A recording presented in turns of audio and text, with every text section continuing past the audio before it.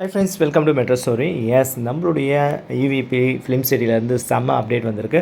So award இன்றைக்கி வந்து 2 o'clock start ஆச்சு அப்படின்னு சொல்லணும். ஸ்டில்லும் வந்து அந்த ப்ராசஸில் தான் இருக்குது. பார்த்தீங்களா, நம்மளுடைய சுவாமி சார் வந்து செம்மையாக வந்து ட்ரெஸ் கோட்டில் வந்து பிளாக் கோட்டில் வந்து செம்மையாக வந்து இறங்கியிருக்காருங்க. எஸ், வந்து அவருடைய அந்த வெல்கம் நோட்டு செம்மையாக வந்து கிடச்சிருக்கு. நம்ம அதுதான் இப்போ உங்களுக்கு பார்த்துட்ருக்கோம். அது மட்டும் இல்லாமல் எஸ்பெஷலி அவருக்கு வந்து இன்றைக்கி என்ன ஸ்பெஷல் டே அப்படின்னு பார்த்தீங்கன்னா, ஸோ எல்லாருக்கும் தெரியும், லக்ஷ்மி பிரியா தென் விஜய், அதாவது சுவாமிநாதன் சார் 2 பேருக்குமே அவார்டு வந்து நிச்சயம் இயர் ஆஃப் வேறு யார் கொடுத்தாலும் நம்ம வீக் ஆஃப் ஃபேன்ஸ் எடுத்துக்க மாட்டோம் அப்படின்ற மாதிரி.